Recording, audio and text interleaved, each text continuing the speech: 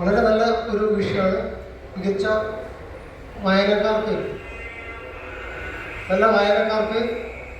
വളരെ ഗൗരവത്തിൽ ആഴത്തിൽ പഠിക്കുന്നതിന് അദ്ദേഹത്തിൻ്റെ ഓർമ്മ കൂടിയിട്ടാണ് ഈ ഒരു വിഷയം തിരഞ്ഞെടുത്തിട്ടുള്ളത് എന്നാണ് മനസ്സിലാക്കുന്നത്.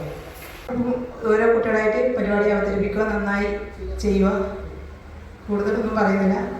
ചെറുകഥകളിലൂടെ വളർന്ന് പന്തലിച്ച് നോവൽ എന്ന ക്യാൻവാസും കടന്ന് വെള്ളിത്തിരയിലെ തിരക്കഥകളിൽ കയ്യൊപ്പ് പതിപ്പിച്ച ശ്രീ MT എന്ന മാടത്ത് തെക്കേപ്പാട്ട് വാസുദേവൻ നായർ പാലക്കാട് ജില്ലയിലെ കൂടല്ലൂർ ഗ്രാമത്തിൽ 1933 ജൂലൈ 15 ജനിച്ചു. മലയാള സാഹിത്യത്തിന് പകരം വയ്ക്കാൻ കഴിയാത്ത അതുല്യ പ്രതിഭയുമാണ് MT. മലയാളിയുടെ മനസ്സിൽ മഞ്ഞു പെയ്ച്ച കാത്തിരിപ്പിന്റെ ആന്തരാർത്ഥം എന്തെന്ന് പഠിപ്പിച്ച കാലത്തിന്റെ സുഹൃതം. MTയുടെ സവിശേഷത ഒന്ന് സ്പർശിക്കുക മാത്രമേ നമുക്ക് വേണ്ടൂ. ആ സവിശേഷത താൻ കൈകാര്യം ചെയ്യുന്ന സാഹിത്യ രൂപങ്ങളെ കുറിച്ച് നിയതവും സഫലവുമായ അവബോധം MT നിലനിർത്തി കാണാറുണ്ട്. ചില ഭാഗങ്ങൾ വായിക്കുമ്പോൾ മഞ്ഞിന് കഥയുണ്ടോ എന്ന് തോന്നിപ്പോകാറുണ്ട്.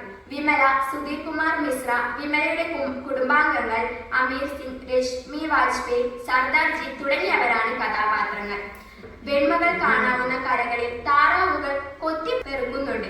ഓളങ്ങളിൽ ഒഴുകിയെത്തിയ ബഹുവർണ്ണങ്ങൾ പൂശിയ പൊങ്ങുതടികളിലൊന്ന് വെള്ളത്തിലേക്ക് ചാഞ്ഞു കിടക്കുന്ന MT വാസുദേവൻ നായർ തന്റെ 31ാമത്തെ വയസ്സിൽ രചിച്ച നോവലാണ് മഞ്ഞ്. ഞാൻ വായിച്ചു തീർത്തപ്പോൾ എന്റെ മനസ്സിലേക്ക് ഈ നോവൽ പകർന്നു തന്ന വ്യത്യസ്ത ഭാവങ്ങൾ ഈ നോവലിന്റെ പേരായ മഞ്ഞ് തൊട്ടു നോക്കുന്നത് പോലെയായിരുന്നു.